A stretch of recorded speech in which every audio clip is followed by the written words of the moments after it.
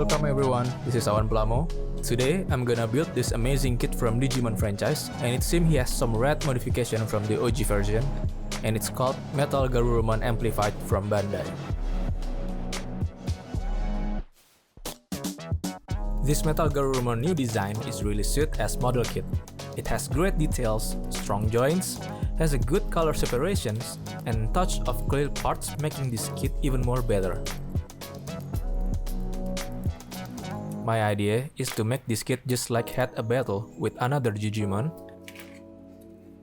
But first, I will scratch the surface with this variety sizes of chisel. This is the cheapest scriber chisel I can get. It costs $5 each.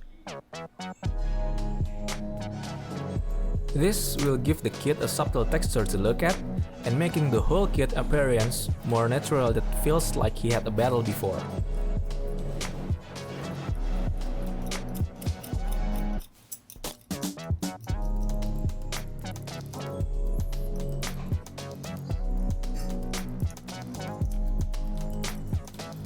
I will continue to apply this treatment to all parts, and this is just a start. I need to scratch more deeper and more roughly. So I've prepared the next step with this soldering iron. When it's hot, the plastic will melt instantly and you need to be careful. You don't want to overdo it. Touch it gently to the surface and see how it reacts.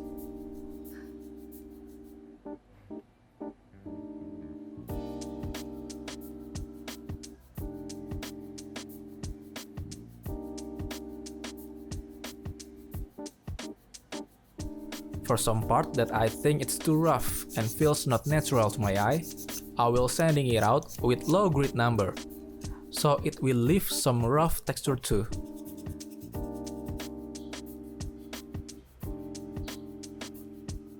I'm gonna make a hole in this section with soldering iron too, then I continue to make it wider with nipper, so I have full control of how big the hole I want to make.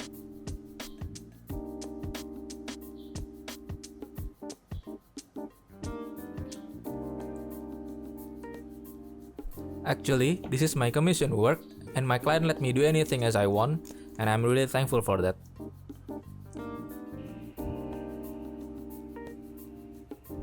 And for that too, I have full freedom to modify like this, and I just want to make a big open wound at his side belly. But for the moment, I really don't know what I want. I will sort it out later.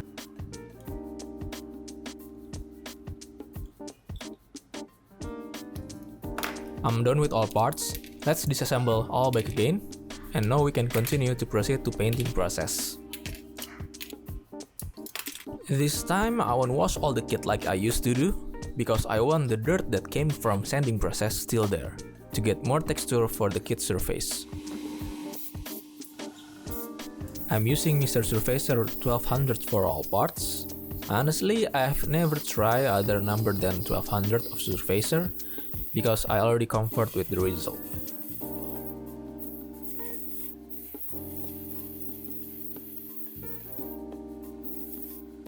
Talking about colors I want to put, I need to look at the back of manual guide about it, and have to mix my own, based from existing colors I already have.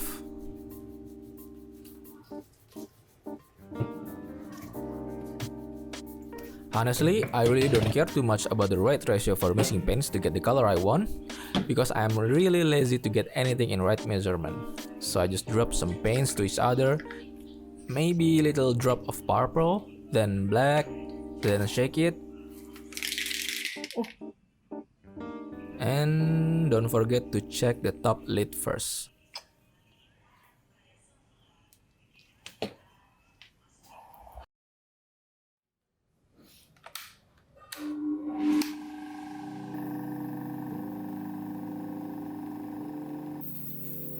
It's time to see if my colors I have made are really similar to the kit.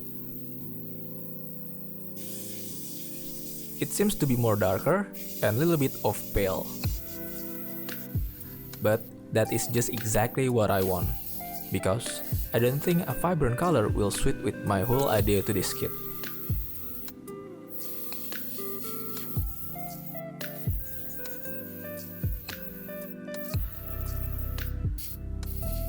For gold part, I'll try to make it with two different colors. First is dark gold, and one will be more lighter. Let's put some masking tape before applying the second gold color. This is a 3M masking tape, and it's cheaper than hobby masking tape, but I found the quality is just the same. I know, it's better to have a black base for metallic color to get a nice glossy shiny looking finish. But in this case, I don't think it's necessary to have that, because in the next step, I will cover all parts with smudges. And as you can see, the end result is just fine. I need to put shading onto all parts.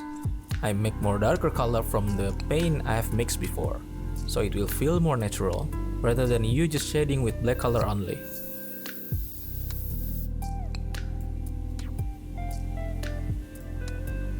This is the first time I'm doing like this, and I've seen many builders really have a good technique, and they are really inspires me to find my own.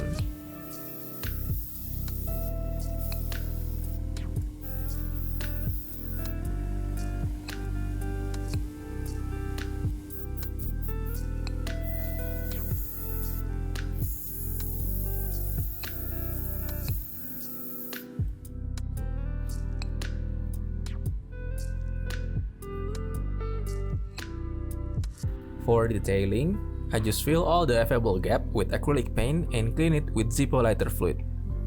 Working on detail is somehow difficult and yet easy to get done. In some cases, to get detail that we want, sometimes require a specific tool and that costs some money, but luckily not for this kit.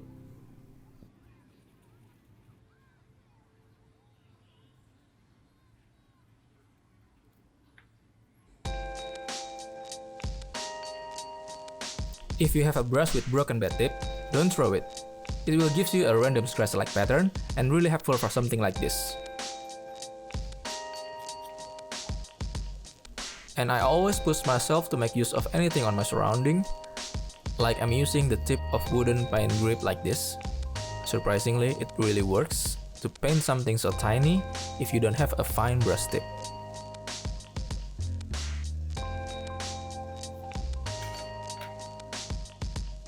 Now we can get back to what we have left before and be responsible. I want to base this some kind of open wound that exposing metal, robotic ribs like in the wolf anatomy, so I need an extra part to achieve that. I grabbed some leftover part from Tamiya all-wheel drive and cut a lot of it to get the only section that I think it might work as the ribs.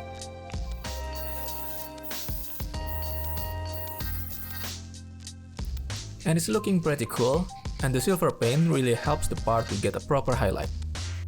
But something is missing. I need to add more element. Therefore, I take some electricity cable and cut it on the same length. With this, I will make some kind of muscle tissue of the animal. Now I'm going to top coat all parts with various finishes. Some parts will be glossy, some will be semi-glossy and matte. And shout out to my friend that providing me this custom paint station. I'll put link in description if you want to have yours.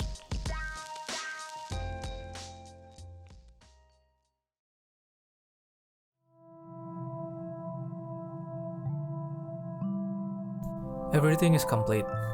Some parts are hand painted because I hate stickers. Seeing this organized, assembled part like this gives me a weird sensation. It's like you are watching your work and recall all the process before all this happened. I might be not the fastest builder out there, but I enjoyed every moment I took when I'm building something, and that's kinda personal.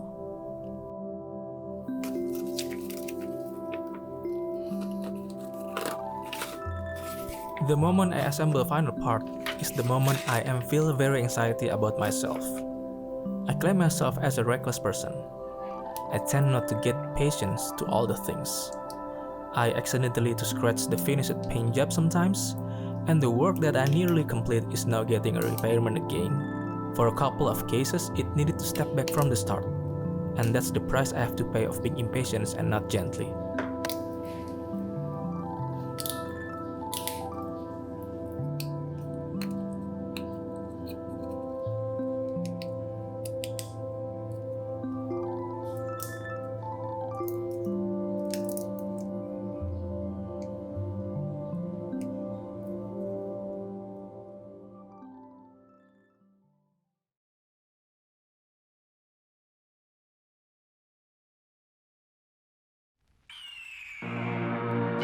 It's 1991. Birds and people are living together in seemingly perfect harmony.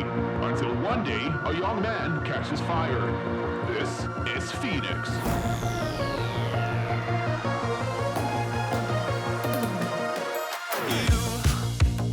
You've been knocked down and got up again. In a corner, you're surrounded, no defenders.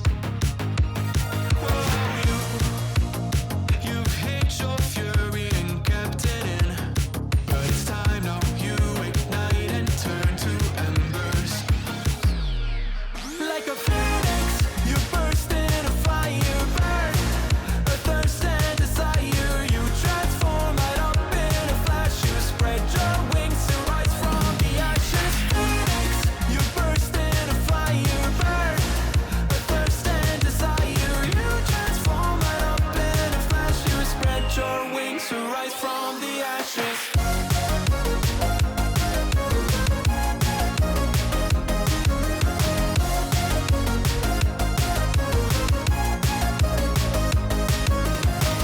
They let you down, but you get up. They let you drown, but you don't stop. You show 'em you're a phoenix. Get ready for verse 2, Electric Boogaloo. You see the truth behind the veil, and you know that they're just looking for attention.